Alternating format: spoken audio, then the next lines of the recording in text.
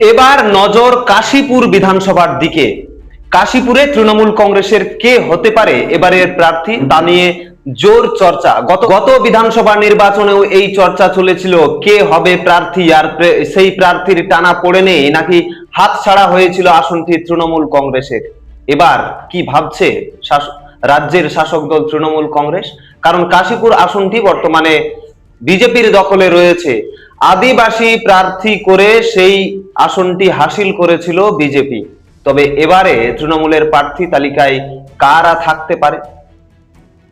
বিভিন্ন এলাকা থেকে দাবি উঠছে এবারে প্রার্থী করা হোক সৌমেন বেলথুরিয়াকে। তিনি পুরুলিয়া জেলা তৃণমূল কংগ্রেসের সভাপতির দায়িত্বে ছিলেন দীর্ঘদিন, পাশাপাশি পুরুলিয়া জেলা পরিষদের কর্মাধ্যক্ষের দায়িত্বে ছিলেন, কাশীপুর পঞ্চায়েত সমিতির সভাপতির দায়িত্বে ছিলেন। এরকম বিভিন্ন সাংগঠনিক দায়িত্বে এবং রাজনৈতিক দায়িত্ব তিনি পালন করেছেন এবং একজন স্বচ্ছ ভাবমূর্তির নেতা হিসেবে পরিচিত। তাই এলাকা থেকে দাবি উঠছে এবারের বিধানসভা ভোটে সৌমেন বেলথুরিয়াকে প্রার্থী করা হোক। অপরদিকে তিনি আবার প্রাক্তন বিধায়ক স্বপন বেলথুরিয়ার ছেলে, সেই হিসেবেও তার একটি পরিচিতি রয়েছে এলাকায়। এছাড়াও আরো একটি চর্চিত নাম কাশীপুর বিধানসভা এলাকার জন্য, সেটি হচ্ছে প্রসেনজিৎ মাহাতো। গত বিধানসভা ভোটেও তিনি একজন বড় দাবিদার ছিলেন, এবারও সেই দাবি আরো জোরালো হচ্ছে।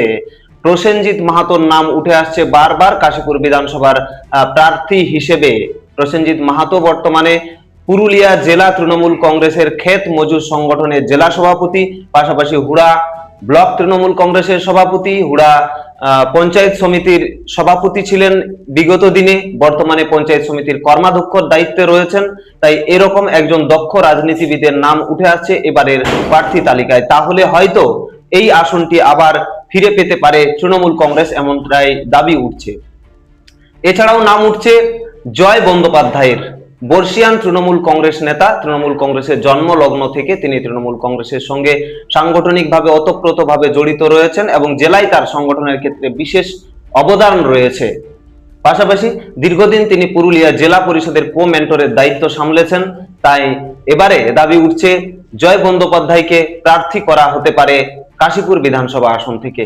এছাড়াও নাম উঠে আসছে সহদেব মাহাতোর নাম, যিনি বর্তমানে পুরুলিয়া জেলা পরিষদের কো মেন্টরের দায়িত্বে রয়েছেন এবং কাশীপুরের একজন বর্ষিয়ান তৃণমূল কংগ্রেস নেতা সহদেব মাহাতো, তার নামও উঠছে বিভিন্ন মহল থেকে। এছাড়াও গত বিধানসভা ভোটে বিজেপি যেহেতু আদিবাসী সমাজ থেকে প্রার্থী করেছিল এবং তার ফলেই কিন্তু জয় হাসিল হয়েছিল, এমনটাই দাবি করেন অনেকেই। তাই এবারেও তৃণমূল কংগ্রেসের পক্ষ থেকে বিভিন্ন মহল থেকে দাবি উঠছে যে আদিবাসী সম্প্রদায় থেকে প্রার্থী করা হোক। সেই ক্ষেত্রে অনেকটাই এগিয়ে রয়েছে সুদেব হেমব্রমের নাম, যিনি বর্তমানে কাশীপুর ব্লক তৃণমূল কংগ্রেসের সভাপতির দায়িত্বে রয়েছেন। সুদেব হেমব্রম, তার নাম উঠে আসছে সেই তালিকায়।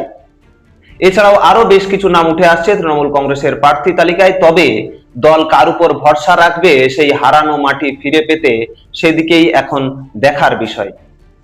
আপনারা দেখছেন রূপসী বাংলা মিডিয়া।